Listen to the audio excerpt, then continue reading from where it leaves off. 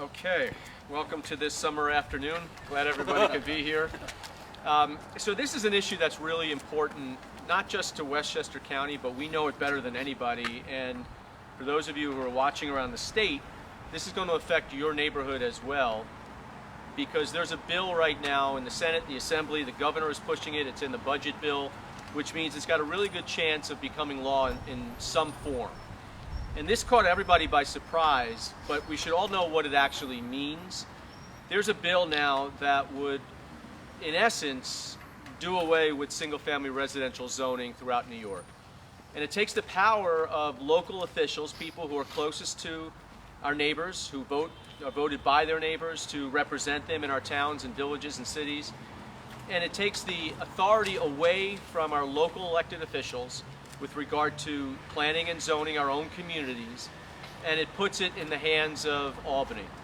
And it really takes away all the power from our local officials in having any restrictions in single-family residential neighborhoods on how we can protect single-family neighborhoods and keep them single-family neighborhoods. Because this bill would basically allow accessory dwelling units that would be an extension of someone's home in a single-family lot and make it an as-of right. And the cascading effect, it's immeasurable.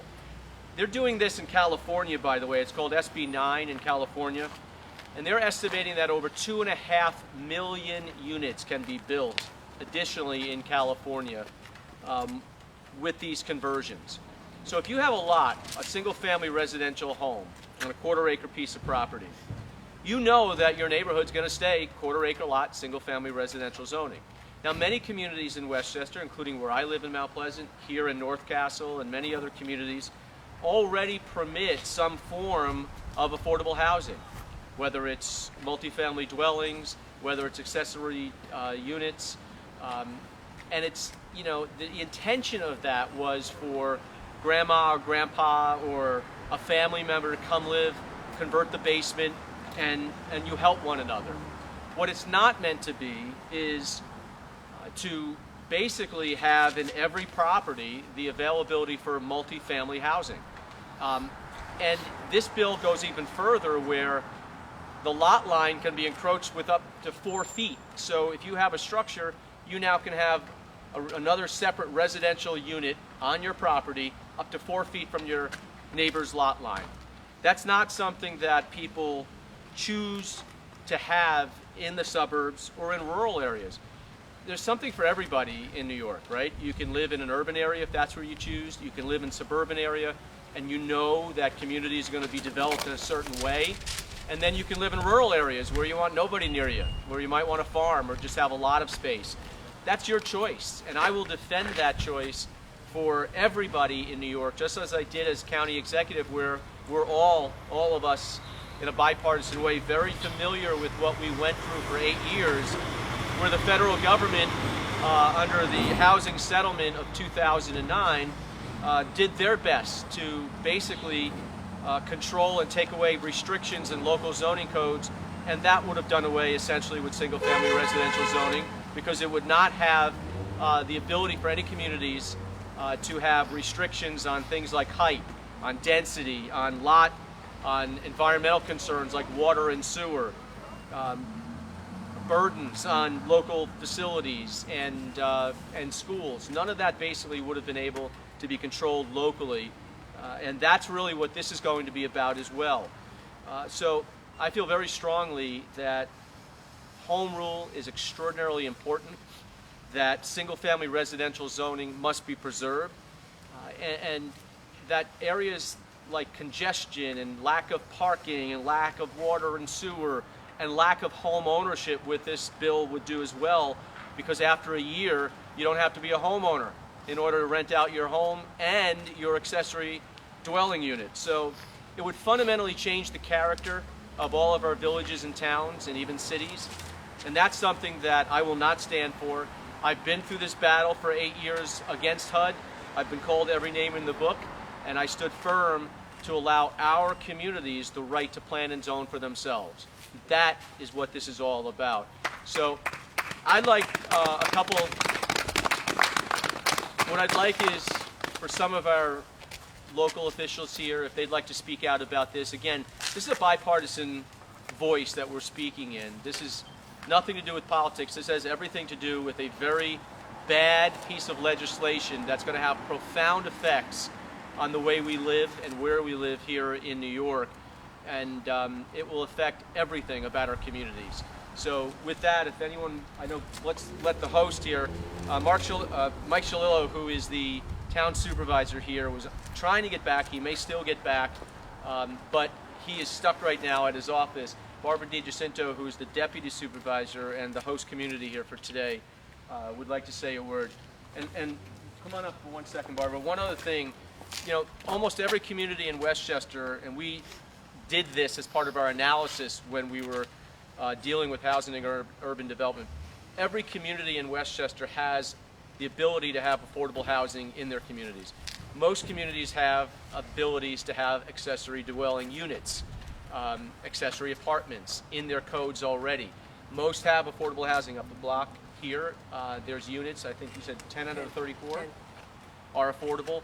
So this is not about being against affordable housing. Every community has been building affordable housing on its own because they see that there's a need for that. We in the county did that.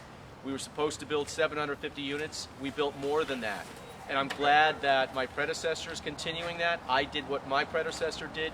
We're all in favor of affordable housing, but we're not in favor of either the federal government or the state government coming in and dictating to our communities, taking away their authority to have a say for their own communities and how they live in their communities. That's what we're not for. Thank you very much, Rob, and you really said it all, and you said it so eloquently. North Castle is very concerned about proposed Senate Bill 4547 and the millions of dollars that are tied into the New York State proposed 2022-2023 budget. It is, as Rob said, an unprecedented statewide land use zoning amendment, and I don't think most people really appreciate the impact of this proposed legislation.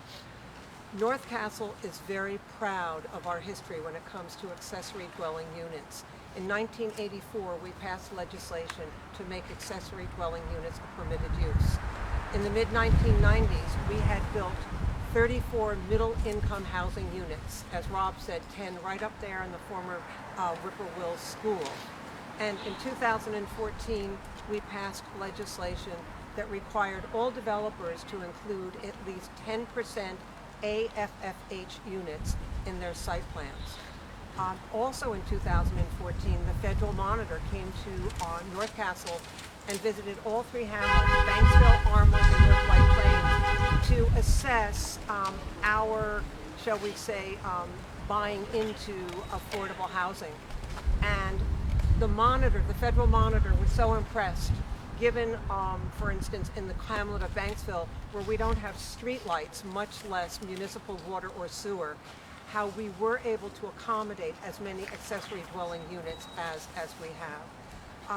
This is a one-size-fits-all piece of land use by the state.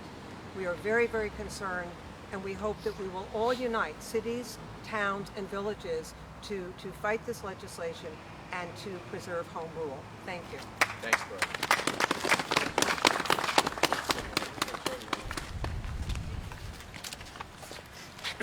Well, first I want to thank Rob for all the work that he did when he was county exec to make sure that we maintained home rule, because that was one of the things that HUD was pushing back on. They wanted the county to come in and change the zoning, and the county did not do that. You know, when you look at this legislation, having them in the budget, which is one of the things that they've done, they're allowed to do that, but what it does is it takes away the legislative process. So there is really no discussion about the nuances of the law, the stuff that the governor put in for transit-oriented development, which is worse than the ADUs and also the accessory dwelling units, is dumped in without any process whatsoever. You know, if the town was going to do this, and our town has ADUs throughout the town as of right, so we're a little unique here. But if the town were going to do this, there's a secret process, there's environmental impact statements you need to do. None of that was done. And again, our municipality may be a little different. Others have a higher population and less amount of land available. But these are the things that you have to go through. The parking allotments, don't worry about them. The setbacks, don't worry about it. The size of the units and the height of the buildings, don't worry about it.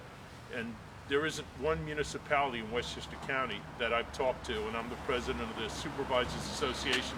I'm also on the WMOA Executive Board, the Westchester Municipal Officials Association. There's nobody that's looking at this and saying this is good legislation. You end up with good legislation when you go back and forth through the Assembly and the Senate, and people discuss things, and things get tailored so that there's a consensus, and that's not what's happening. The problem with putting something in the budget, which this governor has done, is that it gets voted on with the budget. There is no really focus on the ADU legislation, and unless we do things like this and have a discussion and bring it to the forefront, people, quite frankly, are very unaware of it. So I want to thank Rob for asking us to come out today. There are two pieces. The transit-oriented development, as I said, is far worse than the accessory dwelling units. I've had 4 meetings on this in the past, since Saturday. We just got off the phone with Senator Harcum, who's Bill 4547. I have another meeting very shortly with Senator Andrea Cousins about this. There's meetings going on. I'm supposed to be in Albany later to discuss this with our larger delegation. I calls out to Monroe County and Long Island and stuff, because this affects a fair amount of people and it's not good legislation. So again, Rob, thanks so much for allowing us to come out here and talk. Thank you very much. So Warren mentioned the transit-oriented development. It's a companion bill, if you will. That would, in essence, allow up to 25 units, as of right, within a half a mile of a train station, a bus depot, and it'd have to be on a minimum of a 1 acre lot. However, let's just say there's 4 vacant lots or 4 lots for sale, and you create an acre. Now all of a sudden, in the middle of a residential zone, once again, and as of right, 25 units can be built on that acre. So you think about how that in and of itself can again totally change the character of a community. Who'd like to speak? Yeah, Mike. Hi, Mike Green, Yonkers City Council, Minority Leader. Yonkers proudly became the 3rd largest city in the state of New York through smart growth and diversity. With this pending legislation, we could be the 2nd largest city in the state of New York in 2 weeks. So it's just not going to work. We have zoning, we have S75 homes, S100 homes. I don't need to see my neighborhoods dotted with Hochul huts on all these lots. So this legislation has to go nowhere. It's the equivalent to bail reform for New York City, and Westchester County and all the other counties are going to get this kind of zoning reform. It's ridiculous, has no place in the state of New York. Thank you.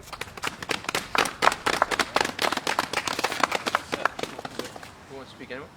Hochul huts. I kind of like that. Hochul huts. You want me to say something, Ron? Sure. I'll say something. Go, Matt. Matt Slater, Supervisor of the Town of Yorktown. Like so many of our colleagues and neighbors, Yorktown already allows accessory dwelling units.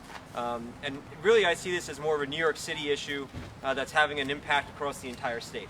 But I think the biggest thing from my standpoint, having joined Warren and my colleagues in all these meetings, this is a Republican and Democratic issue. And these days we're trained, unfortunately, to be ultra polarizing. We can debate the color of the sky for hours on end. But when you have Republicans and Democrats both throwing flags on the field, no pun intended with Super Bowl yesterday. When you have everyone throwing flags on the field, that should really give our partners on the state level good reason to pause and realize that there's significant changes that are needed in the proposal and that it's going to have an adverse impact on all of our communities collectively. So I do want to thank Rob for his leadership on this and also bringing the Buffalo Cold. Thank you. You ain't knowing Buffalo Cold on a day like this. Anyone else? Anthony? Thanks, Rob. Anthony Moranthi, Councilman, 6th District in Yonkers. I want to echo, obviously, all my colleagues here, and Mike Green, my minority leader here in the city of Yonkers. This is absolutely an atrocious piece of legislation. Again, it allows other local politicians to hide behind their counterparts up in Albany so they can say, I didn't do it. This is, we know our own local towns. We know what's good for our people in our city. Yonkers has very little space available to it right now. Can you just imagine a 50 by 100 lot having a house to be built on top of it? This will let it be done, and the character as we know it will disappear, one lot at a time, until it's a city that we never recognize ever again. We must stop it before it starts and put it back in the freezer up in Albany. Take care. Thank you very much, Rob. Thank you.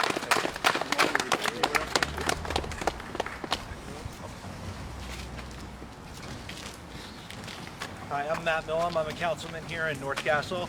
This legislation has the potential to fundamentally change a town like North Castle and towns like it for the worse in a way that just can't be fixed. So I think we need to send a message to Albany that a one-size-fits-all approach does not work for us. Rob, thank you for your leadership. Thank you. So, if you have any questions, but I mean, this will take a sledgehammer to single-family zoning and communities, and it will, in many ways, urbanize suburbia and fundamentally change the character of the suburbs. And the suburbs aren't built for that. We have our own issues here with infrastructure, parking, taxes, services. All of that comes into play, and it's why people move to the suburbs. They're making a lifestyle choice to come here for single-family residential. Their home is their biggest investment, and all of a sudden now you're going to have the governor and in Albany going to potentially destroy that investment in many ways. Mr. Astorino, if this was to pass, Yep. when would we see this being implemented and affecting our cities directly? Before you know it, you will start to see, these be built as people decide they want to do such on their own property, whether it's attached or detached. But then all of a sudden you're going to start to see 2-3 extra cars potentially as we start going down the neighborhood, and then more and more cars as parking is not a requirement, and more people getting on the school buses, and taxes going up to pay for the rest of the services that are needed. There's far and wide implications for something like this. It's like they didn't even think it through. What's the issue with renters and how that changes the character of a neighborhood? I know there's a lot of talk about this, that as opposed to having a single-family neighborhood, if you have a renter in a house, how does that change the character of a neighborhood? Well, first of all, there's rental units throughout Westchester. They're being built all over the place. So we have plenty of units that are even being constructed now throughout Westchester for rent. And like most have said, most of our communities, if not all, already have the opportunity in their zoning codes for accessory dwelling units. Yeah. So you have to. I guess I could have said more. How old's your son now?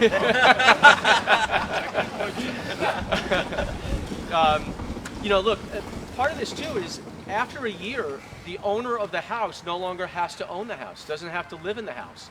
So you're going to have now potentially 2 different occupants, neither of whom own or care about the property, and that brings a whole other host of issues.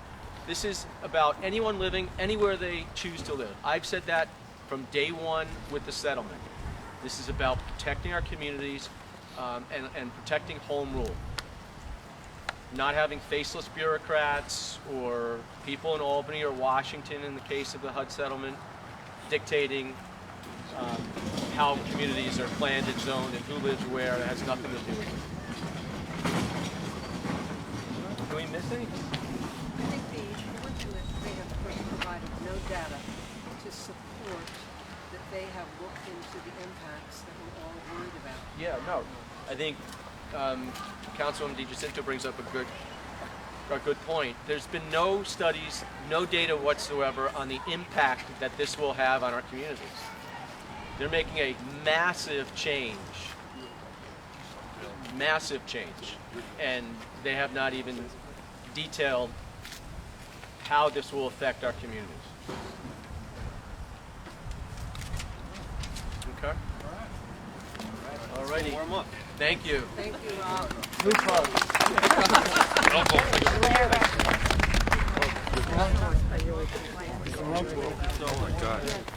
Anthony.